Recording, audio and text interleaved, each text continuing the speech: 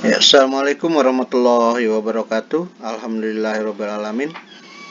Mudah-mudahan kita semua senantiasa diberikan kesehatan oleh Allah Subhanahu wa Ta'ala. Baiklah, anak-anakku, bertemu lagi dengan Bapak dalam video pembelajaran yang ketiga, yaitu masalah unsur kebahasaan dalam surat lamaran pekerjaan. Artinya ini pertemuan yang ketiga, yaitu di bab yang satu, yaitu masalah surat lamaran pekerjaan. Yang kemarin, yang video kedua, kita telah berbicara masalah sistematika penulisan surat lamaran pekerjaan.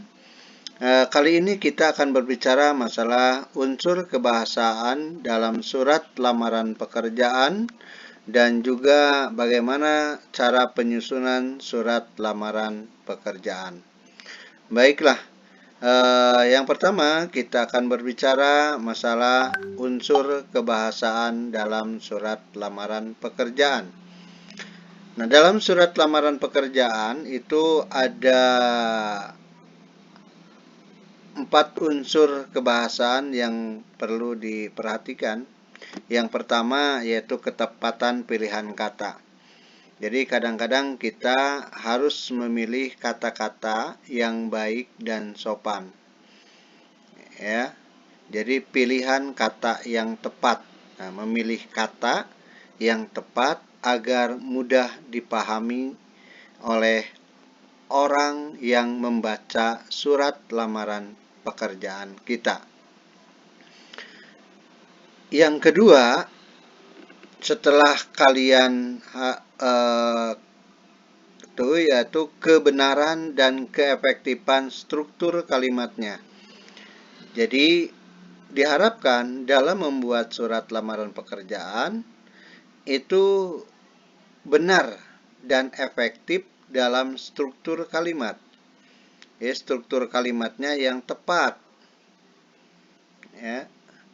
Artinya bahwa kalimat yang sederhana, singkat, jelas, padat, dan juga menarik. Jadi tidak kesana kemari. Kemudian yang ketiga yaitu masalah kepaduan paragraf.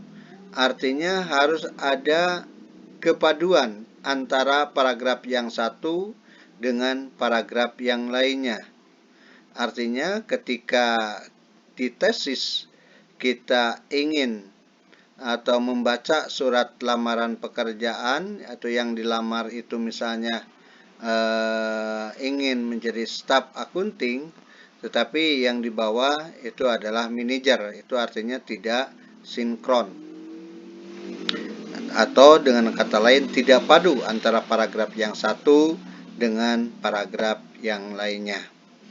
Kemudian yang keempat yaitu ketepatan penggunaan ejaan dan tanda baca. Nah, perlu diperhatikan juga banyak sekali orang menulis surat lamaran pekerjaan tetapi tidak tepat dalam penggunaan ejaan dan tanda baca. Misalnya harusnya menggunakan huruf kapital atau huruf besar, misalnya ada nama orang, nama tempat, dan lain sebagainya, itu ditulis menggunakan huruf kecil, seharusnya menggunakan huruf besar. Selanjutnya tanda baca juga, ini perlu diperhatikan masalah tanda baca, gitu ya. Kadang-kadang harusnya titik, ini masih terus saja tidak menggunakan tanda baca, ataupun misalnya dengan hormat itu harusnya menggunakan tanda baca koma. Kemudian kata hormatnya kadangkala mereka menulisnya dengan menggunakan huruf besar, harusnya menggunakan huruf kecil. Dengan kata lain, sekali lagi bahwa unsur kebahasaan dalam surat lamaran pekerjaan itu yang pertama sekali lagi yaitu masalah ketepatan pilihan katanya. Yang kedua, kebenaran dan keefektifan struktur kalimatnya. Jadi harus betul-betul efektif, tidak mubazir kata-katanya. Yang ketiga yaitu harus adanya kepaduan paragraf. Kepaduan. Ada hubungan timbal balik antara paragraf yang satu dengan paragraf berikutnya. Dan yang terakhir, yang keempat, yaitu ketepatan penggunaan ejaan dan juga tanda baca. Selanjutnya, anak-anakku yang berbahagia, terakhir setelah kalian paham mengenai bagaimana tata cara menulis surat lamaran pekerjaan, mulai dari pengertian, kemudian unsur yang harus ada di dalam surat lamaran pekerjaan, kemudian lagi barusan yaitu masalah bagaimana bahasanya, kebahasaan dalam surat lamaran pekerjaan, dan yang terakhir kalian bagaimana penyusunan surat lamaran pekerjaan. Nah, dalam menulis surat lamaran pekerjaan perlu kalian perhatikan. Yang pertama, gunakan bahasa yang baik dan benar. Dengan kata lain, yang baik dan benar itu adalah bagaimana penggunaannya. Jadi tidak menggunakan unsur-unsur bahasa daerah, misalnya. Gunakan bahasa yang baik dan benar. Dengan kata lain, yaitu bahasa yang baku. Yang kedua, yaitu tulislah dengan kalimat singkat, padat, dan jelas. Artinya kalimat yang tadi, kebahasaan yang tadi, yang kedua, yaitu harus efektif. Nah, di sini tulislah dengan kalimat singkat, padat, dan jelas.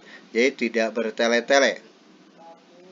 Kemudian diharapkan yang ketiga, tulislah secara manual menggunakan tangan.